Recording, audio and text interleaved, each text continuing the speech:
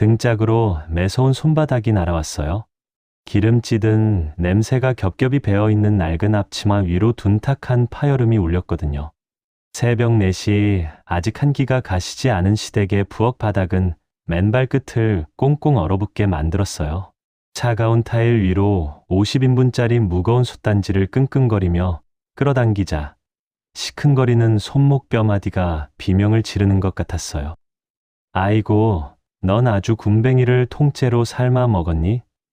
시할머니 팔순 잔치상 상다리 부러지게 차려놓으라고 했지. 누가 이렇게 굼뜨게 꾸물거리래? 내가 동네방네 소문 다 내놨는데 음식 모자라서 내 체면 깎아 먹기만 해봐. 아주 머리털을 다 뽑아버릴 테니까. 시어머니의 날선 목소리는 부엌의 찬 공기보다 더 날카롭게 제 살갗을 파고들었어요. 어제 저녁부터 꼬박 밤을 새워가며 산더미 같은 갈비 핏물을 빼고 기름 냄새에 구역질을 해가며 전을 부치느라 제 10손가락은 잔뜩 부르터 있었거든요. 손톱 밑에는 까맣게 고기 양념대가 끼어 있었고 굽은 허리는 당장이라도 끊어질 듯 욱신거렸어요. 도마 옆에는 아직 다듬지 못한 파 한 단과 흙투성이 연근히 산처럼 쌓여 있었지요. 하지만 저는 앓는 소리 하나 내지 않고 묵묵히 커다란 스텐 다라이에 당면을 쏟아붓고 찬물을 틀었어요. 수돗물 소리가 시어머니의 잔소리를 조금이라도 덮어주길 바랐던 거예요. 예전에 저였다면 벌써 서러움에 겨워 물소리에 기대어 소리 죽여 엉엉 울었겠지만 오늘은 달랐어요. 너 이따가 일가 친척들 다 모이면 부엌 밖으로 코빼기도 내밀지 마. 너같이 대학 문턱도 못 밟은 고졸 무식쟁이가 손님들 앞에서 알짱거리면 우리 서울대 나온 큰 며느리랑 약사, 둘째 며느리 체면까지 다 깎여. 동서들이 밖에서 너 부려먹는다고 흉볼까봐 그러는 거니까 괜히 억울한 척 질질 짜지 말고 찌그러져서 그릇이나 닦아. 내 말 똑똑히 알았어? 시어머니는 싱크대 위로 고무장갑을 신경질적으로 집어 던졌어요. 얼굴 위로 튄 차가운 물방울을 소매로 닦아내면서도 저는 대들지 않았어요. 오히려 어깨를 평소보다 더 움츠리고 겁먹은 신용을 하며 순종적인 척 연기를 했거든요. 바들바들 떨리는 척 아래 십수를 꾹 깨물었지만 사실 그건 제 속에서 자꾸만 새어나오려는 통쾌한 헛웃음을 억지로 참기 위한 것이었어요. 대답이 늦어지자 등 뒤에서 다시 날카로운 호통이 날아왔어요. 대답 안 해? 귀머거리야, 벙어리야? 어디 시어머니가 피가 되고 살이 되는 가르침을 주는데 눈을 그렇게 빤히 뜨고 쳐다봐. 빨리 앞치마나 꽉 조여매고 갈비찜 간이나 맞춰. 네, 어머니, 명심할게요. 오늘 하루 종일 쥐 죽은 듯이 부엌에만 처박혀서 시키시는 대로 접시나 닦고 있을 테니까 걱정하지 마세요. 일부러 숨죽인 목소리로 애처롭게 대답하자 어머니는 그제야 속이 후련하다는 듯 콧방귀를 세게 뀌며 돌아섰어요. 거실 쪽으로 멀어지는 어머니의 슬리퍼 끄는 소리가 완전히 잦아들 때까지 저는 가만히 숨을 고르며 기다렸어요. 마침내 집안이 다시 고요해지자 저는 앞치마에 깊고 기름진 오른쪽 주머니 속으로 슬며시 손을 밀어 넣었어요. 축축한 천을 지나 손끝에 작고 단단한 직사각형의 기계 하나가 만져졌어요. 바로 며칠 전 남편 도윤 씨가 밤새 울던 저를 끌어안고 제 손에 꼭 쥐어주었던 소형 녹음기였어요. 차가운 플라스틱 버튼의 촉감이 손끝에 닿는 순간 밤새 얼어붙어 있던 가슴 속으로 뜨거운 불길이 확 번져나가는 것 같더라고요. 저는 주머니 속 녹음기의 빨간 녹음 버튼 위에 엄지손가락을 가만히 얹었어요. 아직은 아니었어요. 때가 되면 이 버튼 하나로 모든 것이 뒤집힐 테니까요.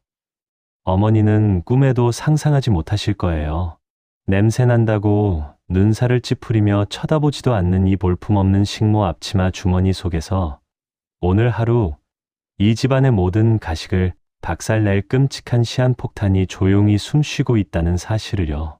그깟 고졸 학벌이 부끄럽다며 10년 내내 저를 짐승만도 못하게 부려먹었던 저들의 추악한 민낯이 오늘 저녁이면 온 친척들 앞에 생중계될 테니까요. 도마 위로 두꺼운 물을 한 덩이 올려놓고 무거운 식칼을 꽉 쥐자 서늘한 칼날 위로 부엌의 형광등 불빛이 번뜩였어요. 탁, 탁, 탁, 탁. 일정한 박자로 물을 썰어내리며 저는 거실 쪽을 향해 아주 차갑고도 환한 미소를 지었어요. 10년이라는 긴 세월 동안 족쇄처럼 제 숨통을 조여왔던 이 지독한 부엌 대기의 삶도 오늘 해가 지면 영원히 끝난다는 걸 저 오만한 사람들은 과연 언제쯤 눈치채게 되는 걸까요? 침대 머리맡에 놓인 물수건에서 따뜻한 김이 피어오르고 있었어요. 은은한 스탠드 조명만 켜진 안방은 무거운 침묵으로 가득 차 있었죠. 남편 도윤 씨는 제 퉁퉁 부은 눈가에 조심스럽게 수건을 대어주고 있었거든요. 왜 말 안 했어? 10년이야. 10년 동안 우리 엄마랑 형수들이 당신을 이렇게 벌레 취급하는 걸 왜 나한테까지 숨기고 바보같이 혼자 다 끌어안고 있었던 거야. 남편의 목소리가 잘게 떨렸어요. 그의 큰 손이 제 거칠어진 손등에 화상 자국을 어루만지자 꾹꾹 눌러 담았던 서러움이 다시 목끝까지 차오르더라고요. 늘 출장으로 바쁘다는 핑계로 제 아픔을 모른 척 지나쳤던 야속한 남편이었잖아요. 그런데 며칠 전 새벽, 제가 잔치 준비로 파김치가 되어 부엌 바닥에 주저앉아 엉엉 우는 걸 평소보다 일찍 돌아온 남편이 보고 만 거예요. 엎친 데 덮친 격으로 제 휴대폰에 남겨진 형님들의 조롱 섞인 문자들과 시어머니의 멸시가 담긴 통화 녹음까지 전부 듣게 되었지 뭐예요. 당신이 알면 중간에서 당신만 괴로워지잖아요. 내가 고졸인 것도 맞고 형님들처럼 잘난 게 없는 것도 사실인데 그냥 나 하나 입국 다물고 참으면 집안이 조용하니까. 제 말이 끝나기도 전에 남편은 저를 와락 끌어안았어요. 그의 넓은 가슴에 얼굴을 묻자마자 참았던 눈물이 터져 나오고 말았어요. 한참을 그렇게 말없이 제 등을 토닥이던 남편이 천천히 몸을 떼더니 아주 서늘하고 단호한 눈빛으로 제 두 눈을 똑바로 쳐다보더라고요. 이제 그만 참아. 당신같이 그깟 탁벌 따위로 깎아내릴 수 없어. 할머니 10년 동안 대소변 받아내고 간병한 거 전부 당신이잖아. 엄마가 그동안 병원비 핑계로 할머니 돈 빼돌린 것도 내가 다 증거 모아놨어. 이번 할머니 팔순 잔치 그 사람들 무덤으로 만들어버릴 거야. 남편은 침대 옆 서랍을 열더니 검은색 선이 달린 소형 마이크와 손바닥에 쏙 들어오는 녹음기를 꺼내 이불 위에 올려놓았어요. 잔칫날 마당 구석에 제일 큰 스피커를 설치할 거야. 그리고 안방이랑 거실에 이 마이크들을 숨겨둘 거야. 자기들끼리 신나서 헐뜯고 떠드는 그 추악한 본심들, 50명 넘는 친척들 앞에서 아주 시원하게 생중계해 주자고. 당신은 이 녹음기 앞치마 주머니에 숨기고 있다가 내가 눈짓하면 버튼만 켜. 마이크를 만지작거리는 남편의 손가락 끝에 힘이 꽉 들어가 있었어요. 남편이 제 편이라는 사실 하나만으로도 그동안의 깊은 상처에 새살이 돋는 것 같았어요. 단단한 결심을 보며 저는 10년 내내 꽁꽁 얼어붙어 있던 심장이 처음으로 뜨겁게 뛰는 걸 느꼈어요. 혼자 견뎌야만 한다고 믿었던 지옥 같은 늪에서 드디어 저를 끌어올려 줄 든든한 동아줄을 잡은 기분이었거든요. 저를 꽉 마주 잡은 남편의 크고 따뜻한 두 손. 그 온기가 저를 더 이상 바보 같은 부엌대기로 살지 않게 만들어 주었던 거예요. 이렇게 기꺼이 제 편을 들어주는 사람 하나 있다는 게 왜 그토록 눈물이 날 만큼 서러우면서도 든든했던 걸까요? 현관문이 활짝 열리며 바스락거리는 값비싼 비단 스치는 소리가 거실을 가득 채웠어요. 벽시계 바늘이 오전 10시 반을 가리킬 무렵이었죠.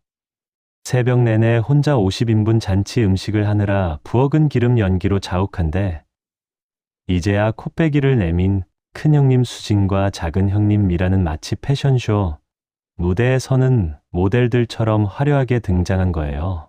어머니는 소파에서 용수철처럼 벌떡 일어나 버선발로 뛰어나가더니 두 며느리의 손을 덥석 잡으셨어요. 아이고, 우리 서울대 큰 며느리랑 약사 작은 며느리 이제 오니? 얘가 백화점에서 큰돈 주고 빼입힌 한복인데 어쩜 이렇게 귀티가 좔좔 흐를까? 첫째는 분홍색, 둘째는 연두색이 아주 눈이 부셔서 쳐다볼 수가 없네.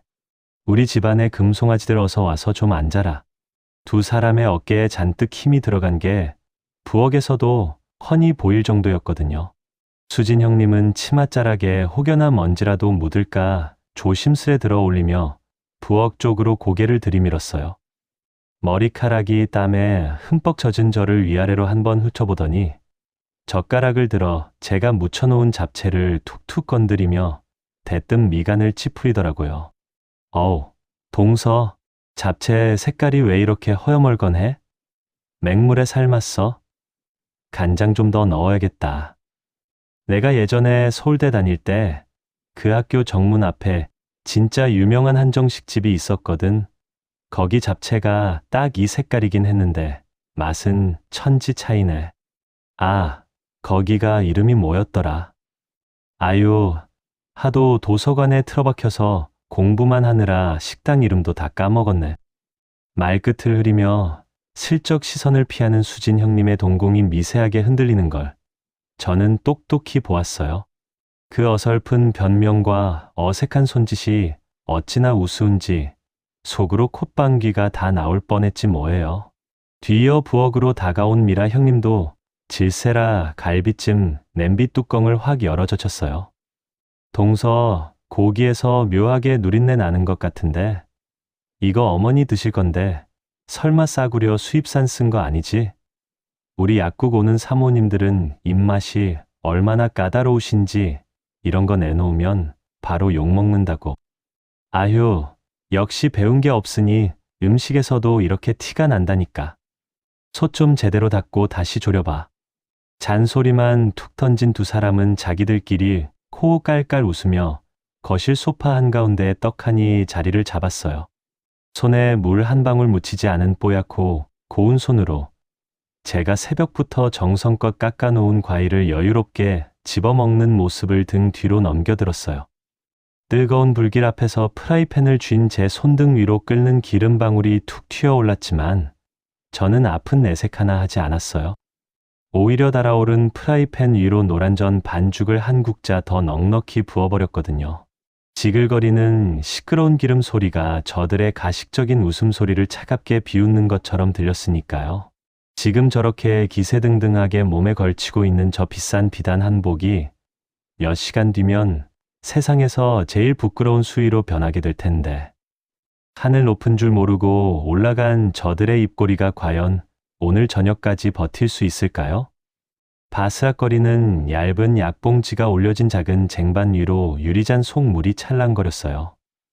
1층 마당과 거실에서 잔치 준비로 한바탕 전쟁을 치르는 와중에도 할머니의 식전약을 챙겨 2층으로 올라오는 건 10년 내내 온전히 제 몫이었거든요. 나무 계단을 밟고 올라가 조심스러운 발걸음으로 2층 복도를 지나가는데 반쯤 열린 안방 문틈 사이로 익숙하고도 날카로운 목소리가 새어나왔어요. 화장대 의자에 앉은 어머니가 누군가와 통화를 하며 한껏 들뜬 목소리로 웃고 계셨죠. 아유, 그럼 우리 큰애 통장에 3천만 원 쏴줬고 둘째 통장에도 3천만 원 꽂아줬지. 명색이 어머님 돈인데 당연히 우리 귀한 며느리들 기 살려주는데 써야지. 막내, 에휴, 걔한테는 10원 한 장 안 줬어. 무식한 것한테 큰돈 쥐어줘봤자 관리나 할 줄 알겠니? 헛돈만 쓰지. 걸음이 바닥에 딱 붙어버린 것처럼 멈춰버렸어요. 쟁반을 쥔 손가락 마디가 하얗게 질리도록 힘이 들어갔지만 유리잔에 물방울 하나 흘리지 않을 만큼 제 두 손은 오히려 차갑게 굳어 있었어요. 할머니가 손자 셋에게 똑같이 나누어 주라고 맡겼다던 바로 그 돈이었어요. 그 귀한 돈을 가짜 학력으로 속인 형님들에게만 몰래 쥐어주면서 정작 할머니 수발을 닫은 저를 향해 무식하다며 비웃는 시어머니의 목소리는 너무나도 가벼웠어요. 도윤이도 모르고 정은이 그 맹추 같은 애는 더더욱 모를 테니 걱정 마. 어차피 걔는 배운 게 없어서 부엌에 뼈 묻을 팔자인데 돈이 무슨 소용이야. 내가 꼭 쥐고 내 노후 자금으로 알아서 굴려야지. 안 그래? 까르르 넘어가는 시어머니의 얄미운 웃음소리가 복도를 타고 제 귓가를 사정없이 때렸어요. 예전 같았으면 이 어두운 복도에 주저앉아 쟁반을 엎고 짐승처럼 울부짖었을지도 몰라요. 아니면 억울함에 입술을 지식이며 남편에게 전화를 걸어 하소연했을지도 모르죠. 그런데 참 이상하죠. 가슴이 찢어지게 아프거나 눈물이 나기는커녕 오히려 머릿속에 차가운 얼음물을 끼얹은 듯 아주 차분하고 맑아지더라고요. 혹시라도 오늘 잔치를 망치면 어쩌나 마음 한구석에 먼지처럼 남아있던 일말의 죄책감마저 저 가벼운 웃음소리 한 번에 깨끗하게 날아가 버린 거예요. 이 집안 사람들은 저를 사람으로, 아니 가족으로 본 적이 단 한 번도 없었다는 사실을 그 열린 문틈 사이로 완벽하게 확인했으니까요. 저는 문틈 사이로 보이던 시어머니의 화려한 뒷모습을 아주 서늘한 눈으로 한번 쓸어내리고는 소리 없이 발길을 돌렸어요. 쟁반 위의 물잔은 이제 조금도 흔들리지 않았어요. 제 마음처럼 아주 고요하고 잔잔하게 모든 것을 집어삼킬 폭풍전야의 수면처럼 가라앉아 있었거든요. 할머니의 방으로 향하는 제 발걸음은 그 어느 때보다 가볍고 단단해져 있었어요. 그래요. 당신들이 파놓은 그 오만하고 천박한 구덩이 속으로 오늘 밤 당신들이 제 발로 걸어 들어가게 만들어 줄 테니까요. 잔치상이 화려하게 차려질 마당 쪽을 복도 창문 너머로 한번 내려다보며 저는 소리 없이 입꼬리를 말아 올렸어요. 모서리가 달아해진 낡은 갈색 가죽 수첩이 무릎 위에 펼쳐져 있었어요. 은은한 국화차 향기가 감도는 방 안에는 오후의 따뜻한 햇살이 길게 내려앉아 있었죠. 할머니는 제가 쟁반을 들고 방 안으로 들어서자 쓰시던 돋보기를 천천히 벗어 탁자 위에 내려놓으셨어요. 정은아, 약은 이따 먹을 테니 이리 와서 내 옆에 좀 앉아보렴. 목소리가 평소보다 낮고 묵직했어요. 제가 다가가 침대 곁에 조심스럽게 걸터앉자 할머니는 두꺼운 주름이 깊게 팬 두 손으로 제 손을 덥석 감싸 주셨어요. 찬물과 세제에 퉁퉁 불어 터지고 곳곳에 기름이 튀어 벌겋게 달아오른 제 손등을 엄지손가락으로 가만히 쓸어내리시더라고요. 그 주름진 손바닥에서 전해지는 따뜻한 온기에 명치 끝에 단단하게 뭉쳐있던 응어리가 탁 풀려버리는 것 같았어요. 이 고운 손이 어쩌다 이렇게 엉망이 되었노.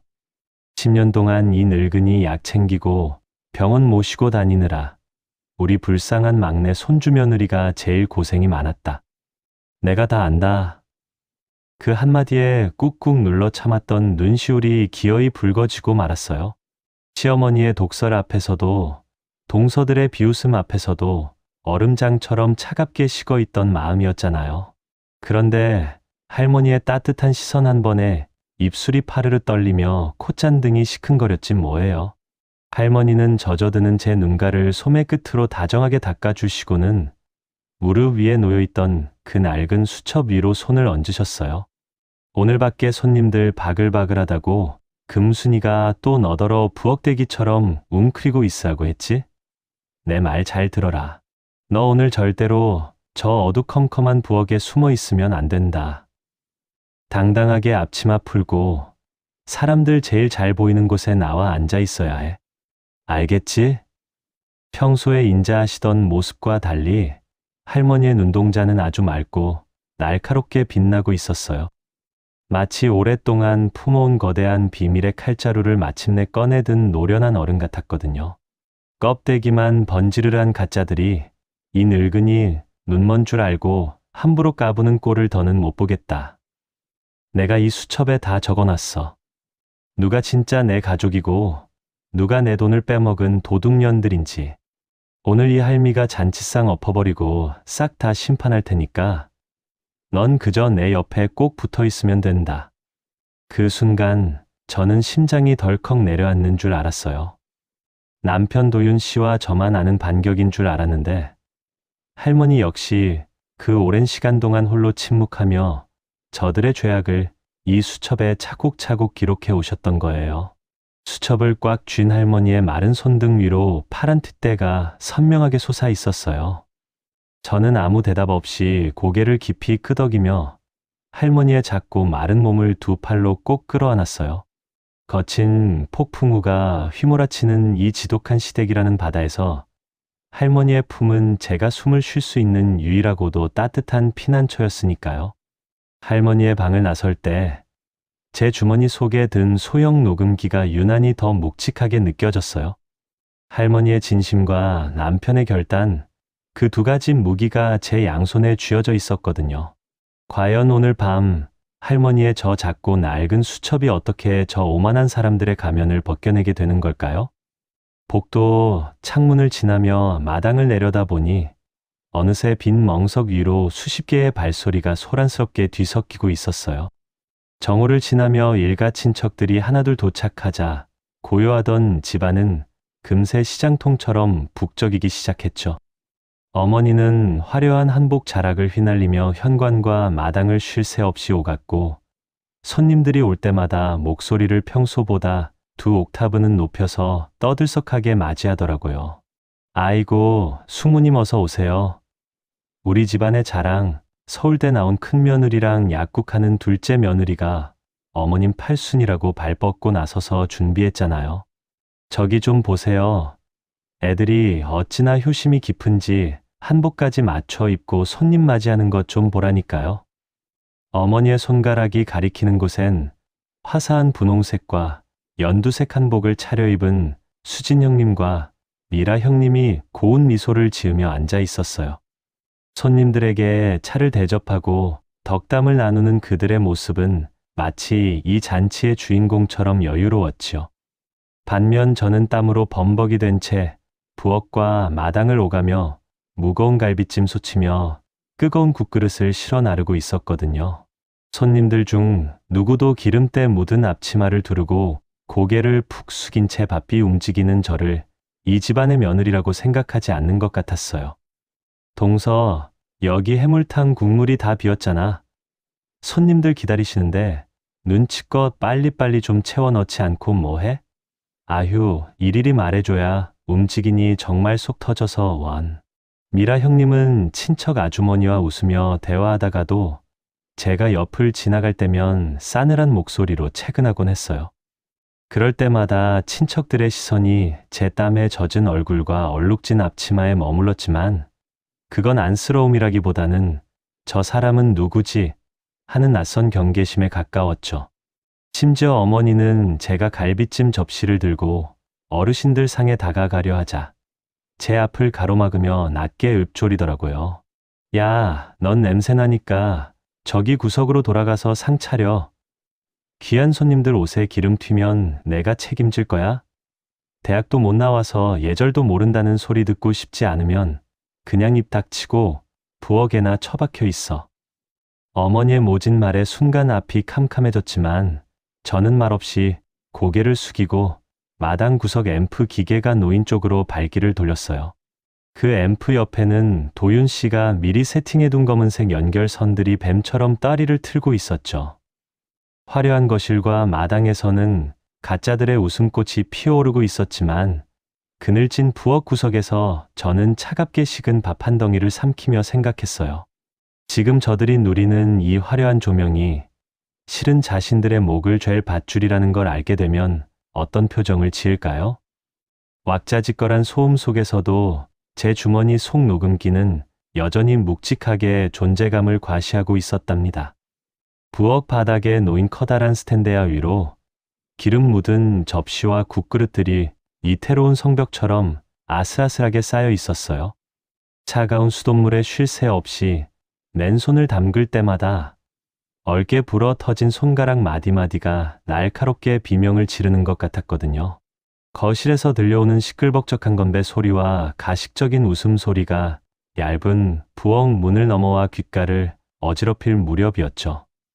등 뒤로 조심스러운 발소리가 나더니 마당 쪽에서 빈 물병을 든 고모님이 부엌으로 들어오셨어요. 아이고, 정은아, 너 꼴이 이게 뭐니? 이 좋은 날 10년째 명절마다 잔치마다 너 혼자 이렇게 골방에 처박혀서 기름 냄새만 맡고 있으니 내가 다 속이 상해서 볼 수가 없다. 저 밖에서는 내 시어머니가 지들 며느리들 서울대니 약사니 하며 침이 마르게 자랑질인데 정작 손발 부르트게 고생하는 건 너 하나뿐인데 말이야. 츠츠.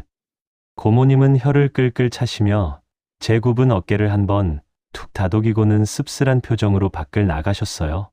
악의 없는 그 짧은 위로가 오히려 제 가슴 밑바닥에 무겁게 가라앉아 있던 서러움의 찌꺼기들을 훅 휘저어 놓는 것 같았지 뭐예요. 하지만 눈물을 훔칠 새도 없이 굳게 닫혀 있던 다용도실 문 쪽에서 인기척이 들렸어요. 주변 눈치를 살피며 은밀하게 부엌 안으로 들어온 사람은 바로 남편 도윤 씨였죠. 거실의 화려한 조명 아래서 억지 웃음을 짓고 있던 아까와는 달리 그의 눈에는 시뻘건 핏발이 서 있었고 바지 곁에 붙은 두 주먹은 미세하게 떨리고 있었어요. 정은아, 이제 세팅 다 끝났어. 방금 안방이랑 거실 마이크, 마당 스피커 수신기까지 전부 연결 확인했어. 저 사람들 지금 자기들이 세상에서 제일 잘난 줄 알고 거실에서 당신 흉보느라 정신없더라. 이제 내가 신호 주면 당신은 그냥 이 부엌 밖으로 당당하게 걸어 나가기만 해. 알았지? 남편은 땀에 젖어 이마에 달라붙은 제 머리카락을 다정하게 넘겨주며 아주 서늘하고도 단단한 미소를 지어 보였어요. 남편의 주머니에서 살짝 삐져나온 스마트폰의 검은 화면 위로 녹음 앱이 켜져 있는 붉은 불빛이 작게 깜빡이고 있었죠. 도윤 씨의 그 흔들림 없는 눈빛을 마주하는 순간 제 귓가에서 울리던 시끄러운 물소리조차 싹 지워지고 심장 뛰는 소리만 부엌 전체에 쿵쾅쿵쾅 울릴 만큼 크게 들려오더라고요. 저는 젖은 손을 기름때 묻은 앞치마에 대충 쓱쓱 닦고는 오른쪽 주머니 속 녹음기 버튼 위로 엄지손가락을 가만히 올렸어요. 여보, 나 하나도 안 무서워. 10년 동안 이 차가운 부엌 바닥에서 삼킨 눈물이 얼만데. 저 사람들이 오늘 자기들 입으로 그 추악한 죄를 다 자백하는 걸. 내 두 귀로 똑똑히 들을 거야. 나 당신만 믿을게. 이제 정말 시작하자. 도윤 씨는 묵묵히 고개를 끄덕이고는 스마트폰 화면을 탭하며 조용히 조작을 시작했어요. 거실의 왁자지껄한 소음과 마당 구석 대형 스피커를 켜기 위해 스마트폰을 쥔 남편의 손끝, 그 사이를 메우는 찰나의 정적이 마치 거대한 폭탄의 도화선에 불을 붙이기 직전에 숨막히는 순간처럼 느껴졌어요. 이제 곧 저 바깥의 오만한 웃음소리가 세상에서 제일 비참한 비명으로 바뀌게 될 텐데 저들은 아직도 그 칼날이 자신들의 목을 겨누고 있다는 걸 꿈에도 모르고 있겠죠. 마당 한가운데 우뚝 서 있는 검은색 마이크 스탠드가 유난히 차갑게 빛나고 있었어요. 그 위로 가을 해가 저물면서 길고 붉은 그림자가 멍석 위로 드리워졌죠. 그 뒤로 잔치상에 둘러앉은 50여 명의 친척들이 내는 시끌벅적한 목소리와 술잔 부딪히는 소리가 저녁 공기를 꽉 채우고 있었어요. 저는 부엌 문턱에 기대어 제 손길이 닿지 않은 유일한 물건인 그 덩그러니 놓인 마이크를 가만히 응시했어요. 거실 벽시계가 묵직하게 오후 5시를 알리는 종을 쳤어요. 그 낮고 깊은 종소리가 마치 거대한 폭풍우를 예고하는 신호탄처럼 제 귓가를 무겁게 때리더라고요. 뜨거운 불판 위에서 온종일 지글거리던 기름 소리도, 싱크대에 부딪히며 신경을 긁어대던 그릇 소리도 제 머릿속에서 하얗게 지워진 지 오래였어요. 손끝이 파르르 떨려왔지만 앞치마 주머니 속에 두 손을 깊게 찔러 넣고 차가운 녹음기 모서리를 꽉 쥐었어요. 자자, 다들 술잔 좀 내려놓고 이쪽을 좀 봐주세요. 우리 집안의 든든한 기둥이신 어머님께서 팔순을 맞아서 먼 길 오신 친척분들께 감사 인사를 한마디 하시겠답니다. 어머님, 어서 이리 나와 보세요. 어머니의 들뜬 목소리가 마당에 울려 퍼지자 친척들이 먹던 숟가락을 내려놓고 일제히 박수를 쳤어요. 왁자지껄하던 소음이 썰물 빠지듯 스르르 가라앉았죠. 그 소란스러움 틈을 타서 도윤 씨가 마당 구석의 앰프선을 확인하고는 제 곁으로 다가왔어요. 그가 주변의 시선을 피해 아무 말 없이 제 어깨를 한번 꽉 쥐었다 놓았어요. 남편의 거칠고 큰 손바닥에서 전해지는 묵직한 온기가 이제 정말 돌이킬 수 없는 심판의 시간이 다가왔음을 알려주는 것 같았거든요. 수진 형님과 미라 형님은 할머니가 가장 잘 보이는 상석 바로 앞 명당에 자리 잡고 앉아 있었어요.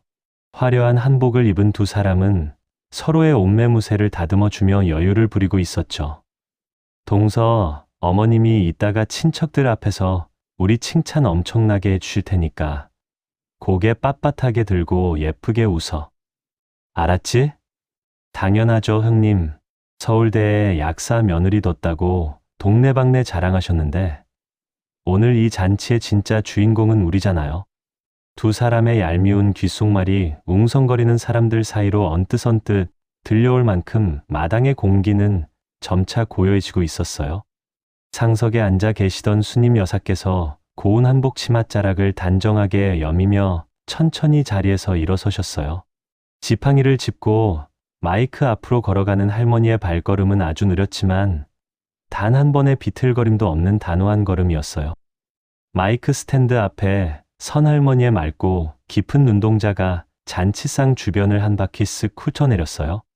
그 서늘한 시선이 수진 형님과 미라 형님의 웃는 얼굴 위를 날카롭게 가르는 순간 묘한 긴장감이 마당 전체를 팽팽하게 짓눌렀지 뭐예요. 아이고, 우리 큰어르신 정정하신 것 좀 보라니까. 오늘 잔치상 상다리 부러지게 차려낸 우리 잘난 며느리들 칭찬부터 한마디 시원하게 해주셔요.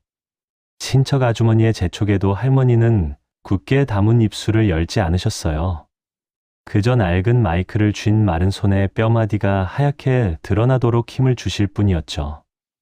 누군가 마시는 술잔 넘어가는 소리, 침을 꿀꺽 삼키는 소리조차 천둥처럼 들릴 것 같은 그야말로 숨막히는 정적이 흘렀어요. 저 역시 쿵쾅거리는 심장을 부여잡고 마른 침을 꼴깍 넘겼어요. 마당을 가득 채운 이 폭풍 전야의 고요함이 깨어지는 순간 허영심으로 겹겹이 쌓아 올린 저들의 화려한 금탑은 과연 어떤 파편을 튀기며 무너져 내리는 걸까요? 할머니가 마이크 앞에서 입을 때려던 찰나였어요. 갑자기 마당의 커다란 스피커에서 치익하는 기분 나쁜 소음과 함께 익숙한 목소리들이 흘러나오기 시작했어요. 안방에서 잔치 복장을 점검하며 자기들끼리 낄낄거리던 시어머니와 형님들의 대화가 도윤 씨가 미리 손써둔 마이크를 타고 온 마당에 생중계되기 시작한 거예요. 어머니, 아까 그 동서가 만든 잡채 보셨어요? 아유, 진짜 고졸티를 못 벗어서 그런지 손맛도 천박하더라니까요. 제가 서울대 다닐 때 먹던 그 고급스러운 맛은 흉내도 못 내요. 호호. 언니, 그뿐이에요. 갈비찜은 또 어떻고요? 제가 우리 약국 사모님들한테 얻어먹던 거에 비하면 완전히 쓰레기 수준이죠. 배운 거 없는 애들은 이래서 안 된다니까요. 몸뚱이로 때우는 거 말고는 할 줄 아는 게 없잖아요. 마당에 앉아있던 50명 넘는 친척들의 고개가 일제히 스피커 쪽으로 돌아갔어요. 잔을 채우던 손들이 공중에서 멈췄고 왁자지껄하던 공기는 순식간에 얼어붙었죠. 하지만 안방의 그녀들은 이 상황을 꿈에도 모른 채 폭언을 이어갔어요. 내 말이 그 말이다. 그 무식한 것한테는 이번에 어머님이 주신 3천만 원 얘기도 절대 하지 마라. 걔는 그냥 부엌대기 노릇이나 하다가 늙어 죽을 팔자인데 돈이 무슨 소용이니? 너희같이 잘난 며느리들이나 비단 한복 입고 대접받는 거지. 안 그래? 그럼요, 어머니. 사실 저 대학 졸업장도 가짜인 거 아시면서 새삼스럽게. 그래도 어머니 체면 살려주는 건 저밖에 없잖아요. 호, 어머, 언니도? 저도 남편 면허증 빌려서 약사인 척하느라 얼마나 진땀 뺐는데요. 그래도 저 무식한 동서보다는 우리가 100배 1000배 낫죠. 그쵸? 순간 안방 문이 벌컥 열리며 사색이 된 금순과 동서들이 거실로 튀어나왔어요. 마당에 모인 친척들의 싸느라고도 경멸 어린 시선이 세 사람에게 꽂히자 시어머니의 화려한 분칠이 파르르 떨리기 시작하더라고요. 저는 주머니 속녹음기 버튼을 꽉 쥔 채 부엌 문턱을 넘어 그녀들 앞에 당당히 섰어요. 10년 동안 저를 옥죄던 저 가식적인 웃음소리가 드디어 자신들의 목을 죄는 비명이 되어 돌아온 거예요. 얼어붙은 침묵이라는 게 어떤 건지 그날 마당에 서서 처음으로 뼈저리게 느꼈어요. 스피커에서 흘러나오던 그 끔찍하고 천박한 뒷담화와 웃음소리가 뚝 끊기자 마당에는 잔잔하게 불던 바람 스치는 소리조차 들리지 않았거든요. 안방에서 혼비백산하여 뛰쳐나온 시어머니와 두 형님은 마치 마법에 걸린 돌덩이처럼 그 자리에 딱딱하게 굳어버렸어요. 얼굴은 피 한 방울 없는 백지장처럼 하얗게 질려 있었고 화려하게 발라놓은 붉은 입술이 부들부들 떨렸지만 단 한마디 변명조차 새어나오지 못하고 있었죠. 이 천하의 몹쓸 것들. 하늘 무서운 줄 모르고 사람 목숨 가지고 장난을 쳐. 가짜 대학 졸업장에 남편 면허증 훔쳐서 약사 노릇을 해? 그래놓고 뭐 고졸이라고 내 막내 며느리를 식모 취급하며 짐승처럼 부려먹어? 할머니의 목소리는 커다란 천둥 소리처럼 마당 전체를 쩌렁쩌렁 울렸어요. 지팡이를 쥔 할머니의 마른 손이 걷잡을 수 없이 무섭게 떨리더니 품속에서 꺼낸 그 낡은 가죽 수첩을 시어머니의 발밑으로 있는 힘껏 집어 던지셨어요. 툭 하는 둔탁한 마찰음과 함께 수첩 사이로 누런 은행 전표들과 뒷조사 서류들이 마당 흙바닥 위로 눈보라처럼 어지럽게 흩뿌려졌지 뭐예요. 금순이 너, 내가 우리 손주들 똑같이 나눠주라고 맡긴 내 피 같은 돈 6천만 원. 저 가짜 사기꾼 년들한테만 몰래 쥐어주고 정은이한테는 10원 한 장 안 주면서 내 노후 자금이라고 뻔뻔하게 주둥이를 놀려? 내가 그러고도 짐승이 아니라 사람 새끼야. 시어머니는 사시나무 떨듯 무릎이 꺾이더니 바닥에 흩어진 서류 위로 털썩 주저앉고 말았어요. 비싼 돈 주고 지어 입었다던 그 연분홍 치맛자락이 마당 흙투성이가 되는 것도 모른 채 허겁지겁 바닥을 기며 서류들을 주워 담으려 안간힘을 쓰는 꼴이 참으로 비참해 보이더라고요. 어머니, 그게 아니고요. 이건 오해예요. 제가 다 설명할 수 있어요. 저것들이 다 저를 감쪽같이 속인 거예요. 제가 어찌 감히 어머님 돈을 훔치겠어요. 어머니, 지금 저희한테 다 뒤집어 씌우시는 거예요? 어머니도 제 학력 위조한 거 진작 아셨잖아요. 눈 감아 줄 테니까 친척들 앞에서 서울대 며느리라고 채면 좀 세워달라고 하신 건 다름 아닌 어머니셨잖아요. 맞아요. 어머님이 약국 개업 자금 대주면서 남편 이름으로 몰래 약 팔아도 모른 척 넘어가 주겠다고 하셔놓고 이제 와서 왜 발뺌을 하세요? 아까까지만 해도 찰떡같이 붙어 다니던 세 사람이 자기들끼리 살겠다고 서로를 물어뜯으며 악을 쓰는 모습에 헛웃음이 다 나더라고요. 고급 한복머리 장식이 헝클어지는 줄도 모르고 바닥을 뒹굴며 핏대를 세우고 소리를 지르는 저들이 불과 10분 전까지만 해도 거실 상석에 앉아 저를 벌레 보듯 짓밟던 그 우아한 사모님들이 맞나 싶었어요. 손님으로 꽉 차 있던 50명의 친척은 혀를 끌끌 차며 고개를 돌리거나 손가락질하며 웅성거리기 시작했어요. 그 사이 아까 부엌에서 제 어깨를 다독이던 고모님이 자리에서 천천히 일어서시더니 조용하고 무거운 목소리로 한마디 하셨어요.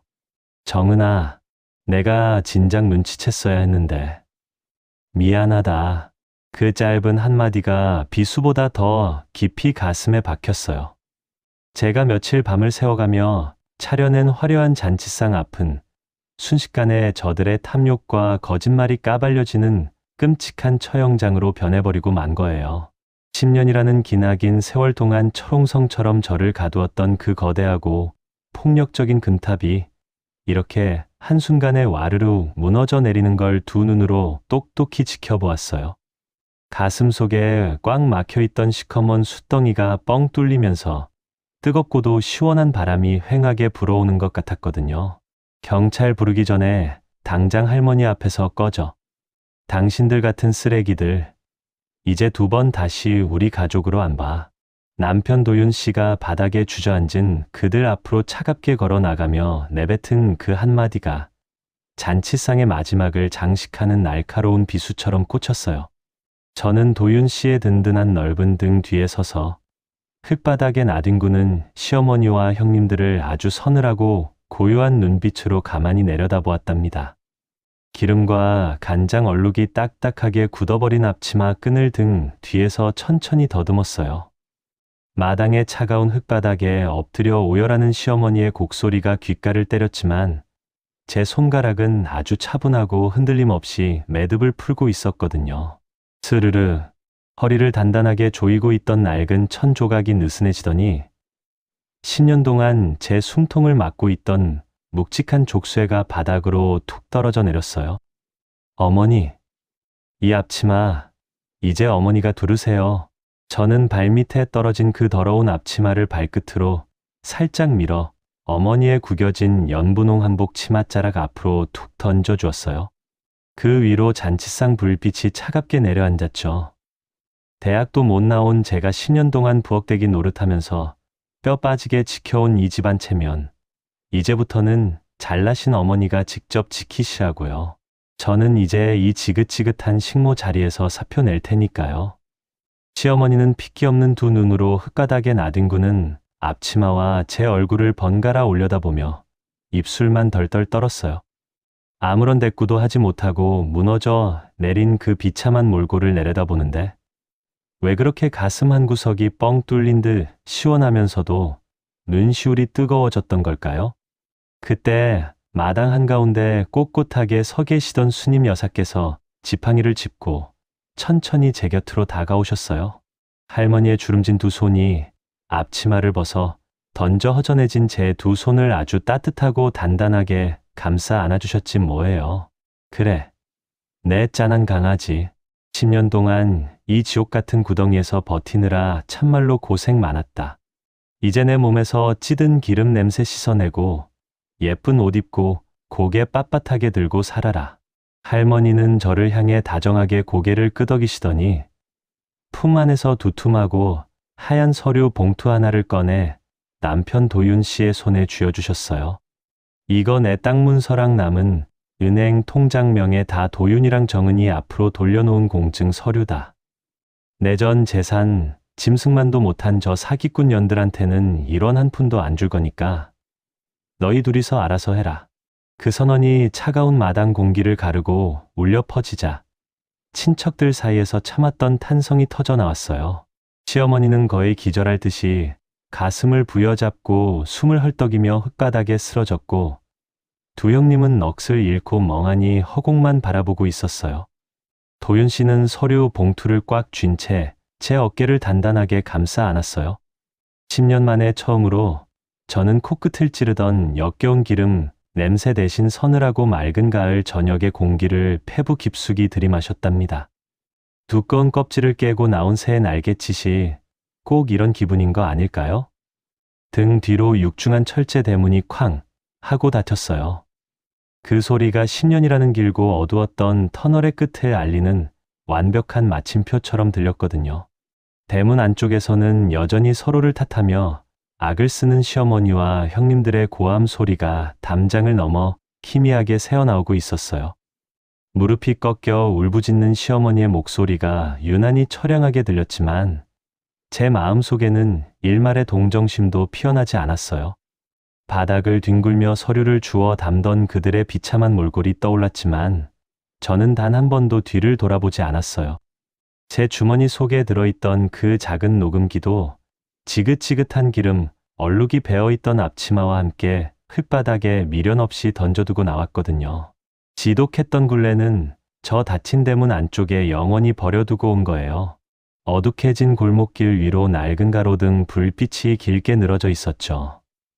도윤 씨는 스님 여사의 앙상한 팔을 조심스럽게 부축하며 걷고 있었어요. 저 역시 반대편에서 할머니의 마른 허리를 단단하게 감싸 안았죠. 세 사람이 발을 맞춰 걷는 골목길엔 오직 바스락거리는 우리들의 발소리만 고요하게 울려 퍼졌어요. 그 골목길을 걸어 나오는 동안 신발 밑창에 닿는 아스팔트의 차가운 촉감마저도 저에게는 너무나 부드럽고 가벼운 카펫처럼 느껴지더라고요. 정은아, 정말 고생 많았어. 그리고 이제 다 끝났어. 그동안 당신 혼자 외롭게 둬서 바보같이 몰라줘서 정말 미안해. 남편의 목소리에 울음이 배어들었어요.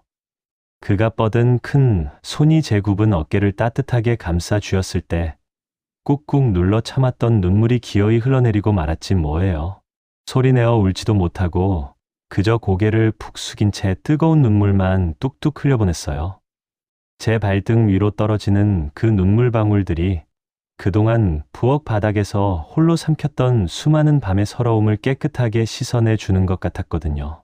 할머니가 걸음을 멈춰 서시더니 제 거친 두 손을 다시 한번 꼭 쥐어주셨어요. 가로등 불빛 아래 비친 할머니의 눈가에도 맑은 눈물이 맺혀 있었어요. 울지 마라. 내 짠한 새끼야. 넌 울 자격도 없을 만큼 훌륭하게 버텨냈어. 이제부터는 이 할미가 우리 예쁜 막내 손주며느리 걷는 길에 꽃만 뿌려줄 테니까. 억울했던 거 다 잊고 이제 마음 편히 살아보자꾸나. 그 다정한 한마디에 저는 무너지듯 할머니의 품에 와락 안겨버렸어요. 작고 마른 할머니의 어깨가 제 뜨거운 눈물로 흠뻑 젖어들었지만 할머니는 말없이 제 등을 천천히 아주 오래도록 토닥여 주셨어요. 남편도 저희 두 사람을 넓은 팔로 꽉 끌어안아 주었죠. 시댁 부엌의 그 찌든 기름 냄새 대신 시원하고 상쾌한 밤 공기가 제 코끝을 스쳤어요. 골목 끝에서 차가운 바람이 불어왔지만 제 마음속은 난로를 품은 듯 그 어느 때보다 따뜻하고 포근했답니다. 고개를 들어 밤하늘을 올려다보았어요. 숨 막히던 먹구름이 거친 하늘 위로 유난히 밝은 별 하나가 반짝이고 있었어요. 발걸음이 가벼웠어요. 눈물이 멈추지 않았어요. 네, 오늘 톡톡으로 불러해서 준비한 이야기 어떻게 들으셨나요?